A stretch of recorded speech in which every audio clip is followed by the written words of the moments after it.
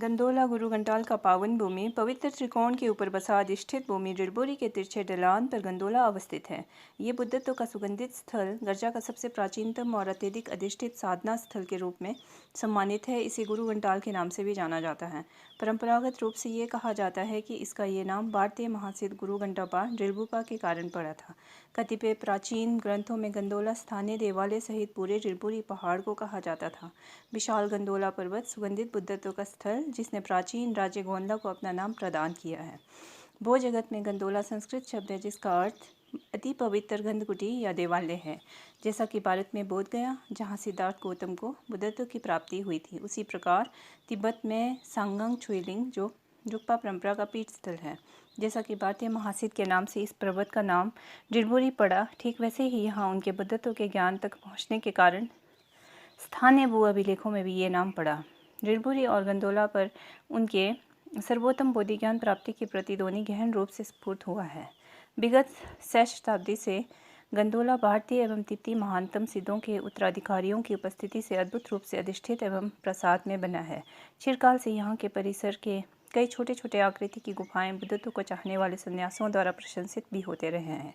जिन योगियों ने हिमालय में पिछले 800 वर्षों से साधना की, उन योगियों के अभिलेखों के अनुसार गंदोला ने शताब्दियों से निरंतर प्रवाहमान तीर्थयात्रियों एवं योगियों का स्वागत किया है। वास्तव में पुरातत्ववेत्ताओं का कहना है कि यहाँ बौद्ध भिक्षु बहुत प्रारंभ से निवास कर रहे थे।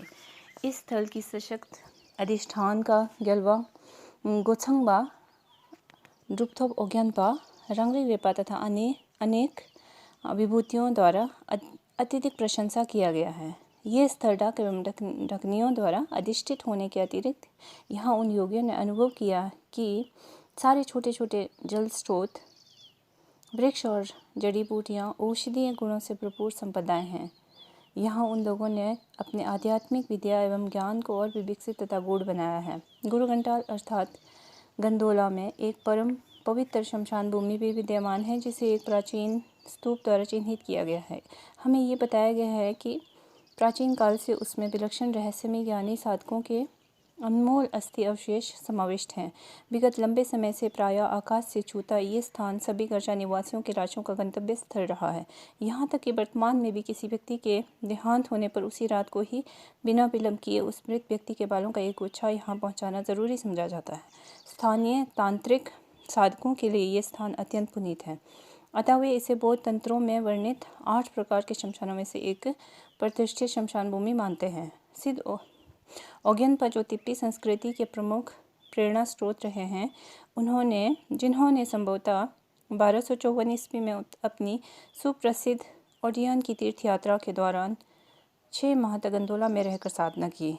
उस समय उन्हें यहाँ अनेक योगी मिले थे। उन्होंने ये लिखा है कि वे महान भारतीय बौद्ध आचार्य नागार्जुन, जो विश्वविख्यात बौद्ध दार्शनिक, महासिद्ध और साथ ही रसायनिक के रूप में प्रतिष्ठित थे, वे यहाँ शताब्दियों पूर्व विराजमान हुए थे। द्वितीय से 8वीं शताब्दी के आचार्य नागार्जुन को उनके 600 वर्षों के दीर्घायु जीवन के लिए जाना जाता है। ओग्यानपा के अनुसार उन्होंने यहीं गंदोला में रसायन के ज्ञान से साधारण द्रव्यों को स्वर्ण में परिवर्तित करने का आश्चर्यजनक कार्य किया था। आचार्य नागार्जुन के विषय में हिमाचल प्रदेश की घाटियों में और भी अन्य किंवदंतियाँ व्याप्त हैं, जैसे कि वे मंडी, कांगड़ा और चंबा जिले में भी रहे थे। मंडी के ताराना पहाड़ी पर स्थित एक भिक्षु की गुफा को उनके द्वारा स्थापित निवास तथा उनके संक्रामक रोग अथवा महामारी का उपचार एवं रासायनिक क्रियाओं से जोड़कर देखा जाता है और अभी हाल तक इस स्थल का दर्शन एवं पूजन होता रहा है। लाहौली परंपरा के अनुसार वे चंद्रभागा घाटी में स्थित त्रिलोकनाथ मंदिर में आए थे।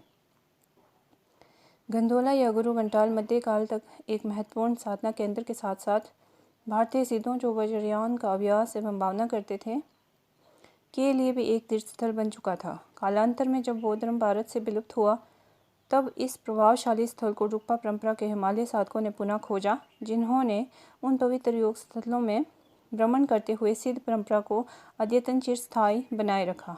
13वीं शताब्दी के पश्चात गंदोला सारे हिमालय में साधकों के लिए साधना करने का एक प्रमुख स्थल बना। गंभीर महामुद्रा का साधना अभ्यास जो भारत और कश्मीर से तिब्बत में संक्रमित हुआ, इस परंपरा को शताब्दियों तक स्थानीय साधकों जैसे 1960 ईस्वी के कुंगा रिनपोचे तथा अन्य साधकों ने यहाँ जीवंत बनाए रखा। संभवतः 1000 वर्ष पूर्व हुए कुछ अन्य प्राचीन मंदिरों में गंडोला एक रहस्यमय केंद्र स्थल रहा है। एक पुरानी कथा के अनुसार पावन प्रतिमाएं विशेष तिथियों की रात्रि में उदयपुर, मरगुल या गुमरंग से उड़कर आती और पूजा अर्चना कर अपने मंदिरों में लौट जाती थीं। क्रमशः धीरे धीरे 17वीं शताब्दी तक गुरु घंटाल एक केंद्रीय स्थल के रूप में विकसित हुआ और ये लाहौल का सबसे ख्याति प्राप्त मठ बना। रिलबुरी का सुप्रसिद्ध कोरा अर्थात परिक्रमा गंडोला से प्रारंभ होती है और यहीं समाप्त भी होती है। इस प्राचीन कोरा पथ के साथ साथ गोम्पा एवं चोटी के मध्य कलकल ध्वनि करती हुई रोलमा चुडुंग विमुक्ति जल स्रोत बहती है। वहाँ एक खंडित प्राचीन साधना गुफा है जिसके संबंध में कहा जाता है कि ये किसी एक विलक्षण स्त्री या भिक्षुणी का साधना स्थल रहा होगा, जिसे डाकिनी भी कहा जाता था।